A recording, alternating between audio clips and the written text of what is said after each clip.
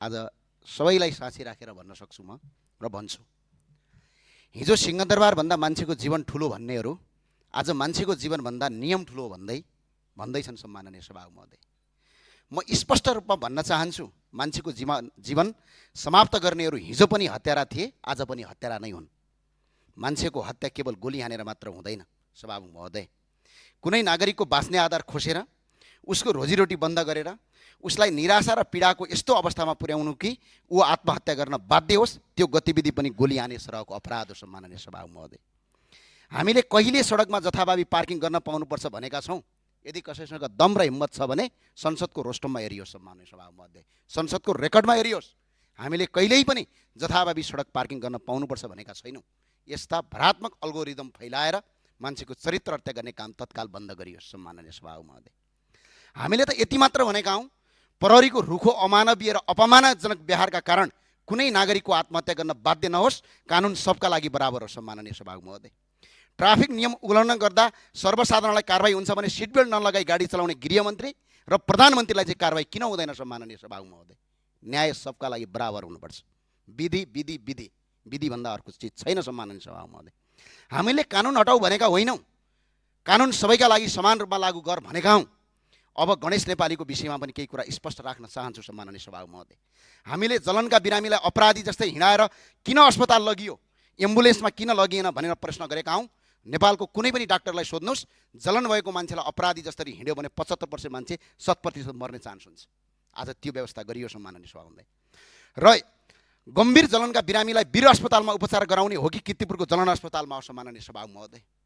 यो नेपालीहरूलाई सबैलाई नेपालीहरूलाई तपाईँको लाटा छन् भनेर अल्गोरिदम नफैलाउनुहोस्। किर्तिपुरको अस्पतालमा गर्ने हो, वीर अस्पतालमा होइन सम्माननीय सभामुख महोदय। समयमै उचित उपचार उपलब्ध गराइएको थियो या थिएन? भारतमा उपचार गर्दा बचाउन सकिने भए सम्भावना यदि थियो भने यदि ऊ बिरामीलाई चाहिँ भारत किन लगिएन? यदि बिरामीको मृत्यु पहिले नै भइसकेको थियो भने रातारात विमानस्थलमा नाटक मञ्चन किन गरियो सम्माननीय सभामुख महोदय? यो प्रश्नको जवाब राज्यले दिनुपर्छ। यसको उत्तर हामी खोज्छौँ सम्माननीय सभामुख महोदय।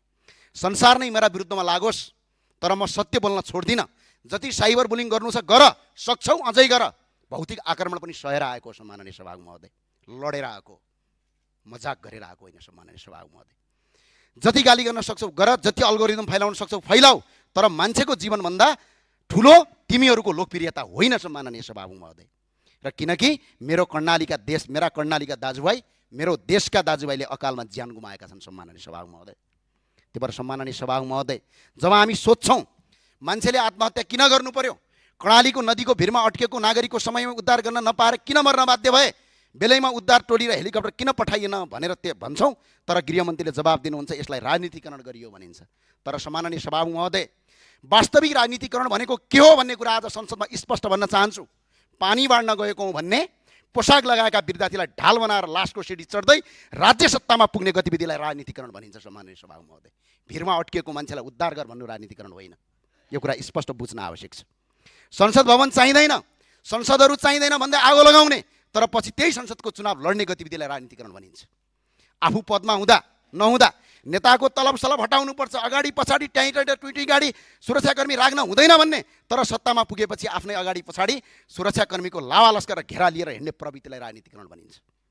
आफै सरकारमा बस्ने, आफै आफ्ना कार्यकर्ता लगाएर न्युरो र सञ्चार माध्यम र कार्य र प्रतिपक्षका घर अगाडि अवैधानिक पार्किङ गराउने, त्यसको भिडियो बनाएर सर्वसाधारणले गरेको भन्दै अल्गोरिदम फलाएर मिडियाबाजी गर्ने गतिविधिलाई राजनीतिकरण भनिन्छ। कर्णालीको भिरमा अड्किएर मर्न बाध्य नागरिकलाई उद्धार गर भन्नु राजनीतिकरण होइन सम्माननीय सभामुख महोदय। उद्धार गर्नुपर्ने समयमा हेलिकप्टर नपठाउने, फोन नउठाउने, दादा र डनगिरी शैली देखाउने, तर पछि संसदको रोस्टममा उभिएर रोएको अभिनय र नाटक गर्ने गतिविधिलाई राजनीतिकरण भनिन्छ सम्माननीय सभामुख महोदय। यो राजनीतिकरण भनेको सबैको सम्पत्ति छानबिन गर्छौँ भन्ने, तर आफ्ना मन्त्री र नयाँ सांसदहरूको सम्पत्ति छानबिन गर्नु हुँदैन भनेर नीति बनाउने कार्यलाई राजनीतिकरण भनिन्छ सम्माननीय सभामुख महोदय।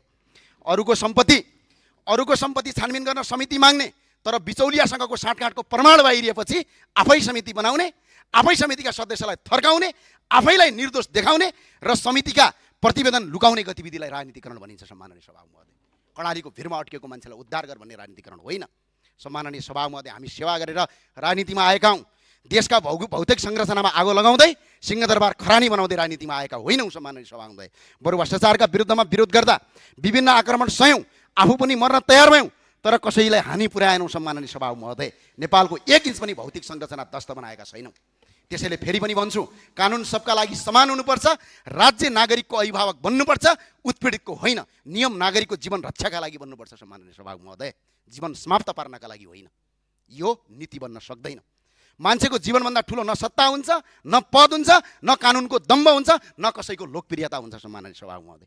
अलिकति परको कुरा राख्छौँ सम्माननीय सभामुख, छोटो सकौँ कि मान्य सदस्य 20 देखि 25,000 रुपैयाँको तलबका लागि कुनै नेपाली विदेश जान बाध्य नहोस्। सागका मुठा बेचेर होस् या मकै पलेर होस् वा पानी परिरहेको बेला ठेलागाडामा चटपटे बेचेर होस्, आफ्नै देशमा बसेर आफ्नो परिवार पाल्न सक्ने वातावरण राज्यले बनाओस् भन्नु हाम्रो माग हो।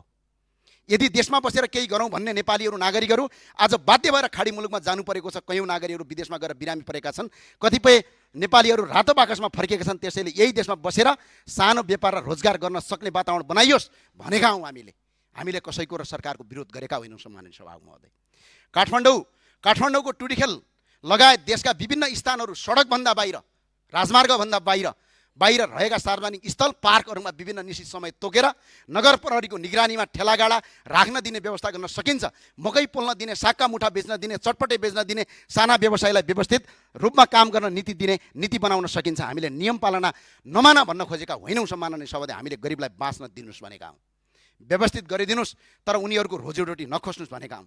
किर्तिपुरको सुकुम्बासी सेल्टरमा एउटा नाबालक भोगले तडफिएर रोइरहेको छ। त्यो नाबालक पनि यही देशको नागरिक हो सम्माननीय सभामुख महोदय। हामी सबैको मान्य सदस्य सके सम्मान 1 मिनटभित्र उसलाई पनि बाँच्न पाउने अधिकार छ। सुकुम्बासी सेल्टर कुनै जेल होइन, त्यहाँ रहेका नागरिकमाथि राज्यको जबरजस्ती अमानवीय व्यवहार नगरोस्। प्रधानमन्त्रीका सन्तानलाई जस्तै त्यो नाबालकलाई पनि खुसीका साथ समान अधिकार र बाँच्न पाउने अधिकार छ सम्माननीय सभामुख। राज्यले हरेक नागरिकलाई समान दृष्टिले हेर्नुपर्छ। जनतासँग करका नाममा लाखौँ रुपियाँ असुलिन्छ भने सरकारले पार्किङको व्यवस्था पनि गर्नुपर्छ। तत्काल सबै व्यवस्था गर्न नसकिएला, तर त्यसको सुरुवात गर्नुपर्छ, दीर्घकालीन योजना बनाउनुपर्छ। हामीले सरकारको विरोध गरेका होइनौँ, सरकारले आफ्नो दायित्व पुरा गरोस् भनेका हौँ सम्माननीय सभामुख भए। संसदको काम जनताका मुद्दा संसदमा उठाउने हो, कार्यान्वयन गर्ने जिम्मेवारी सरकारको। संसद कार्यकारी होइन, हामीसँग कार्यकारी अधिकार छैन, मन्त्री र सरकारसँग छ। त्यसैले हामीले जनताको आवाज उठाउँदा त्यसलाई विरोधका रूपमा नबुझियोस्। सरकारलाई काम गर्नुहोस्, गरिबलाई बाँच्न दिनुहोस्, साना व्यवसायलाई व्यवस्थित अवसर दिनुहोस्, विदेशी न बाध्य नागरिकलाई आफ्नै देशमा स्वरोजगारको आधार दिनुहोस् भनेका हौँ। यो विरोध होइन, जनताको जीवन र अधिकारको पक्षमा उठाइएको आवाज हो सम्माननीय सभामुख। यसरी अल्गोरिदम फैलाएर घरको अगाडि पार्किङ गराएर जसरी तपाईँको राज्य आतङ्क सिर्जना गरिएको छ, यो कालान्तर इतिहासमा एउटा कालो अक्षरले लेखिनेछ सम्माननीय सभामुख। हस्, धन्यवाद।